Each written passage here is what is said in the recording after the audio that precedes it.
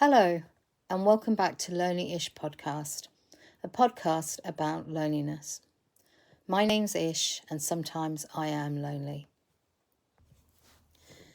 Engaging in hobbies is often recommended as a helpful approach to addressing feelings of loneliness. Pursuing enjoyable activities provides an opportunity to connect with others who share similar interests. So once I thought about what hobby I could try, painting came to mind. Painting is an incredible activity to undertake as it has many benefits on mental health and is used as a specific mental health solution with art therapy. Studies have shown it lowers the stress hormone cortisol in as little as 45 minutes and allows for emotional expression in a unique form of shapes and colours we might not be able to express in any other way. Anyone try the dopamine dressing trend from last year, where you dressed in bright colours to improve your mood? Well, colours may be used to enhance one's mood or convey a sense of melancholy when used in painting. The biggest benefit painting offers is allowing us to be in the present and be in a meditative state, which can be rare given all the distractions we have in the modern world. Painting's ability to put our brains into a flow state, a concept first discovered by Mihaly Csikszentmihalyi in the 1970s. In essence, it's a form of concentration that allows us to merge awareness and action, freeing us from our self-consciousness, dilating time, giving us intrinsic motivation and a feeling of intense joy. During flow state, our brain goes from beta waves, which we display in everyday function, to relaxing alpha waves, and sometimes we can reach theta waves that are present in deep meditation. Our brains release dopamine and endorphins, which calm and energize us in a unique way, helping with sleep and improving mood. There's also a cognitive process happening when we paint, with deciding how and where to use the paint, increasing skill levels each time we do it. With that in mind, I decided to attend a painting session, sometimes called a paint and sip, where you create a painting and have the chance to socialise with others. I was quite creative when I was younger and can draw a bit, so I knew I would enjoy this type of activity. I'd never painted with acrylic paints before and was interested in seeing how they were used. The thing about this type of activity is that you are copying a picture and that there is a tutor to help you if you get stuck, so it can be done by beginners. Each event features a specific piece of art that participants recreate under the guidance of an instructor. I picked Starry Night by Vincent van Gogh, one of my favourite artists, though there were multiple options available to book. You'd then get to take the picture home with you, so choosing a picture you wanted to draw and liked seemed important. All paints and material are included. Although it was a bit expensive, it seemed worthwhile considering everything was provided. It also helped me get out of the house and added some variety to my week. I got there early and my group had 4 people, plus the tutor, who told me that the evening groups tended to be smaller and quieter, whereas Saturday afternoons drew bigger numbers. I immediately pictured a chaotic scene of lots of people trying to paint. Perhaps I was empathising with the tutor's point of view, as she would have had to manage all those people, but it could have been equally quiet and serene, I guess.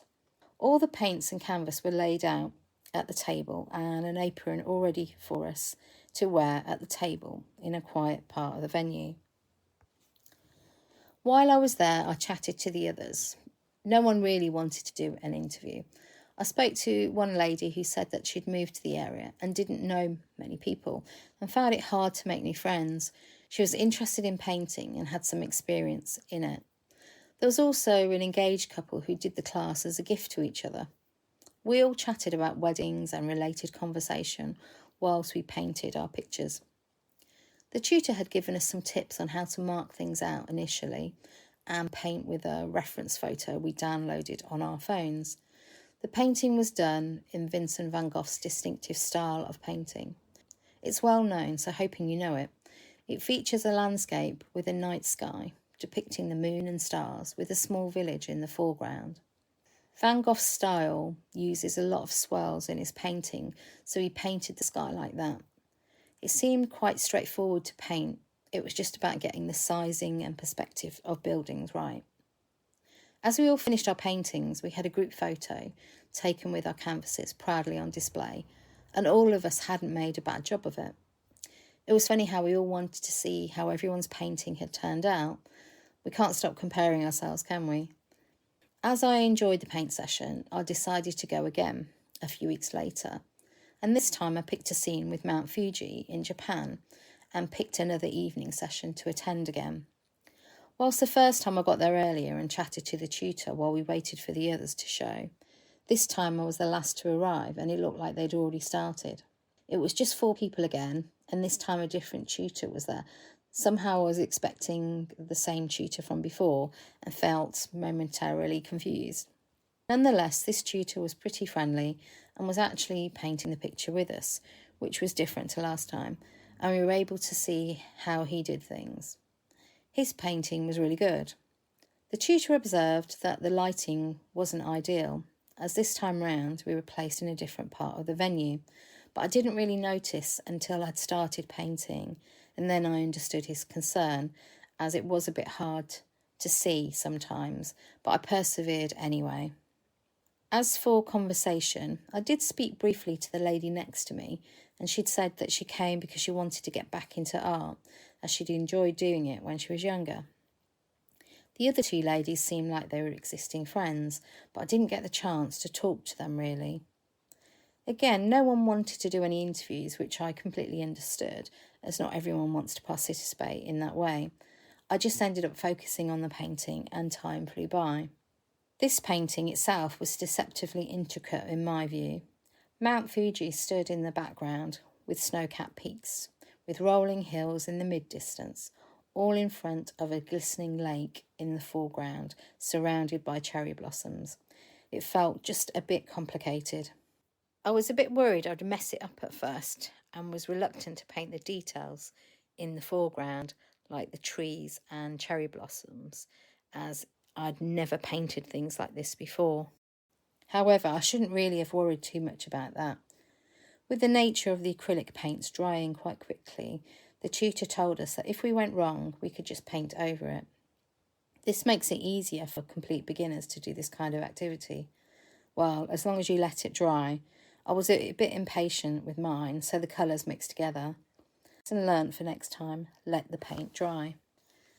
At the first session, I kept adding to the painting once I'd finished it and kept messing up little bits of it.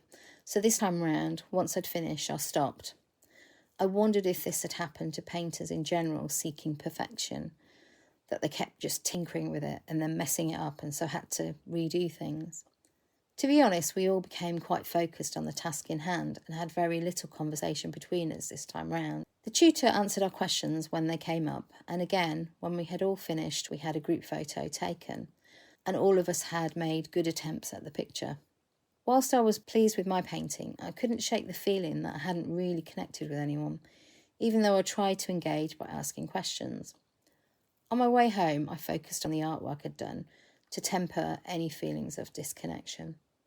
The final picture exceeded my expectations, and I felt genuinely pleased with the result. Reflecting later, I realised painting is a great activity if you didn't want to talk too much or avoid conversation, as you become very focused on the task in hand. You can easily spend the whole evening just painting. The first session was more sociable, as we all chatted away whilst painting, and the tutor engaged with us to talk. Whilst the second time round, the tutor was also painting, so perhaps didn't have the bandwidth to make conversation. Limited time to finish your artwork may also explain why people may prefer to concentrate rather than chat.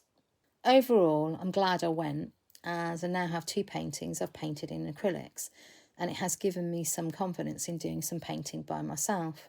Reflecting on that particular day, I remember feeling preoccupied by an annoying work issue, and I realised I'd completely forgotten about it that evening and had a feeling of contentment and accomplishment.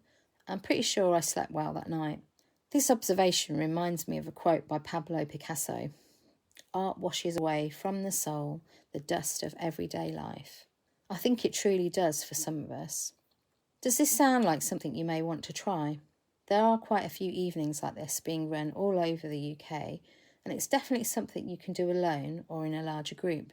For me, the choice of painting and logistics is key, and I'd only go to a session that I wanted to paint a picture of. I'm not really up for painting a bowl of fruit, but for others, they may love that. And if you're not really that sociable or feel a bit shy about making conversation, I think it would be a great starting point to just get out there and try something new. If that feels too overwhelming at first, you could paint along to a video to someone like Bob Ross, available on YouTube. Just watching him paint is really relaxing, and he teaches you how to paint with him. Or you could go to a cafe and just sit and sketch what you see. People may come up to you and ask you what you're drawing though.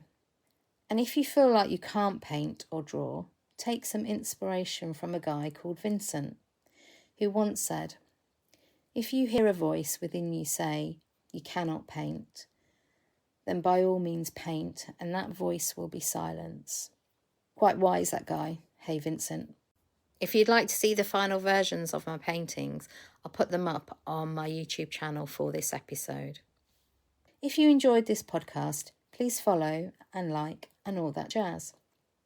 If you know someone who might benefit from this podcast, please share it. Let's keep connected. Bye.